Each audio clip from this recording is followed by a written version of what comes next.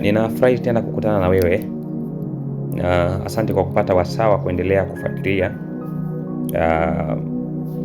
na kusema haya masemezano ambayo tumekuwa nayo tukitumia jukwaa la kimtandao kuzungumza, lakini tumekuwa tukitumia globalization, utandawazi kwa manufaa, yani kwa tija, kwa bali ya kujifunza na kuelimishana.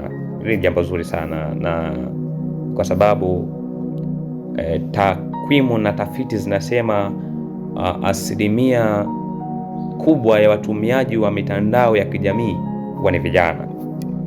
Kwa hiyo sasa mimi ninafurahi kuona kwamba ninapata wasaa wa kusemezana na vijana wenzangu ambao mnaweza kutenga muda wenu na kujifunza pamoja na mimi. Hilo ni jambo kubwa sana, na unaposikiliza na kusikiliza na kufuata na kuwa pamoja, muda wako unaotumia pamoja nami hautapotea bure. Huo muda unaotumia pamoja nami hautapotea bure, ni muda ambao unakuwa unapata vitu vya kujenga kabisa. Kwa hiyo nikukaribishe na uungane na mimi kwa kila hatua, kwa yale ambayo tutakuwa tukiangazia katika siku hii ya leo. Jina langu ni Elia Shadrack. Mimi ninaitwa Elia Shadrack. Hilo ndio jina langu.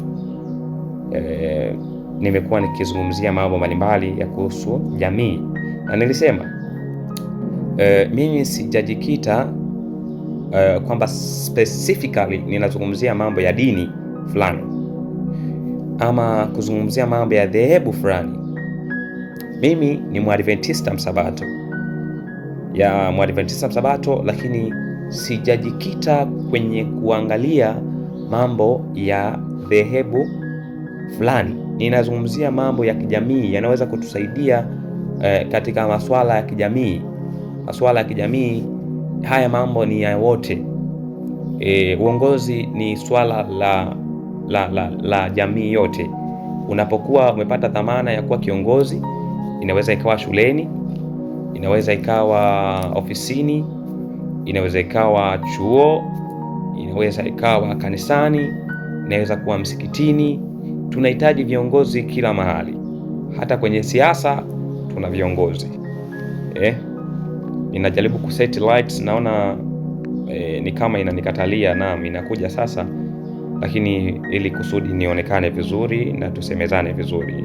Ninaona nimefanya makala katika mazingira ambayo leo hali ya hewa haijatulia. Kwa hivyo tutasameheana kwa bali ya uangavu wa picha, lakini cha msingi sauti inasikika vizuri.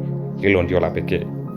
Basi pasipo kupoteza muda, mimi nimekwisha kukushukuru kwa kuungana nami, lakini pia nimekushukuru na kusema kwamba unapofuatisha haya mambo ni ya kijamii, yatatusaidia pamoja. Leo nilikuwa nataka kuzungumzia issue ya uongozi.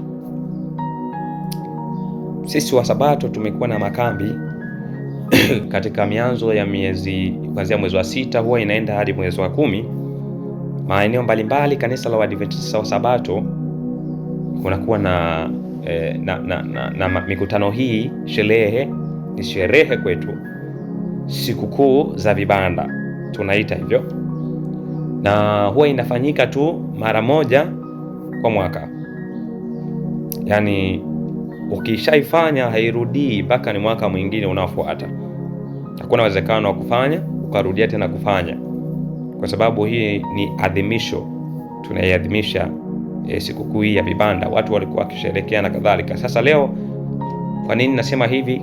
Sizungumzii habari ya sikukuu ya vibanda makambi, no.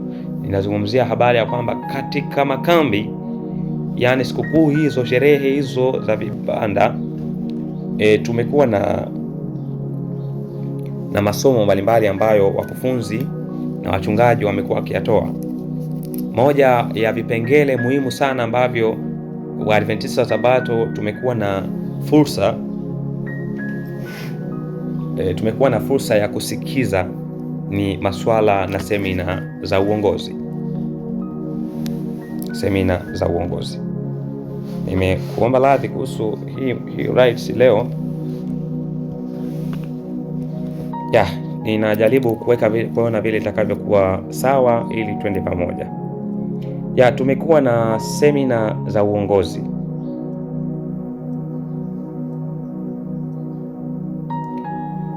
kwenye makambi maeneo mbalimbali, na kusudi la semina hizi huwa ni kusaidia washiriki pamoja na wale ambao wamepata dhamana kwa mwaka husika na wanaojiandaa kuwa viongozi kwa mwaka unaofuata kuweza kufanya mambo kwa ustadi.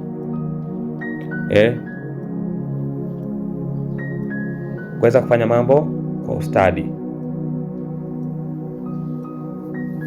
Na mimi leo nikaona nizungumzie swala la uongozi kwa upana, na somo langu leo litatuwezesha kuelewa kwamba uongozi sio cheo, bali ni uwezo wa kuleta mabadiliko chanya kupitia tabia, maadili na ushawishi.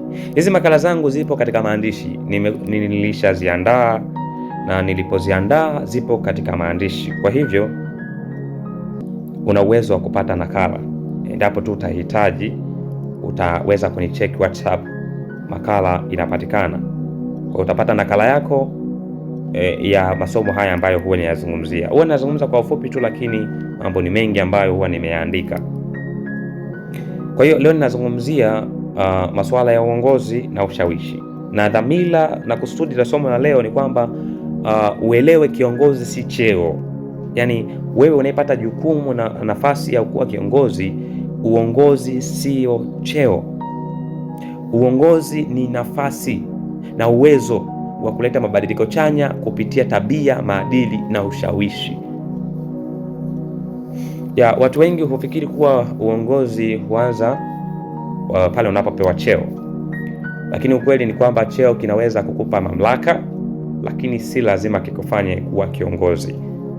Uongozi wa kweli huonekana pale ambapo watu wanakufuata kwa hiari, kwa sababu wanakuamini, wanakuheshimu na wanaona mfano wako. Wanakuamini, wanakuheshimu na wanaona mfano wako. Hizi ni pointi za msingi za kuchukua kutoka kwangu kwenye swala zima la uongozi. Ninarudia, uongozi si cheo. Usichukue neno uongozi kwa jumla tu ya kwamba ni nafasi tu ya cheo, ila chukua kwamba uongozi ni uwezo wa kuleta mabadiliko chanya katika jamii yako, katika group, ofisi, mazingira yoyote ambayo umepata nafasi hiyo, kuleta mabadiliko chanya kupitia tabia, maadili na ushawishi. Nadhani sasa hapo tumeanza kwenda. Hili somo litakuwa na sehemu ya kwanza, ya pili, ya tatu. Nitazungumza kwa utaratibu sana ili tuelewane. Sitakimbia sana kwa sababu nataka tuelewane kwa uzuri. Cheo hukupa nafasi ya kuongoza, lakini tabia hukupa ruhusa ya kuendelea kuongoza. Umenipata hapo? Cheo hukupa nafasi ya kuongoza, lakini tabia hukupa ruhusa ya kuendelea kuongoza. Na ndio maana nikasema kwamba uongozi hauanzi pale unapopewa cheo, ila uongozi unaanza kwa namna unavyoishi maisha yako, unavyojiongoza mwenyewe. Yaani dhamana ya kuongoza kundi kubwa ni cheo tu ambacho umekipata, lakini si nafasi tu ya uongozi ambao ndio tafsiri halisi na pana. Sasa nimesema hapa kwamba uongozi, ili uwe uongozi lazima uwe na ushawishi wa watu kufuata kwa hiari, kwa sababu ya kukuamini, kukuheshimu na kufanya nini? Na wanapoona mfano wako kwa maisha yako. Ndio jambo la kwanza. Hapa kwa utangulizi niishia hapo. alafu nitaenda sehemu ya pili. Karibu.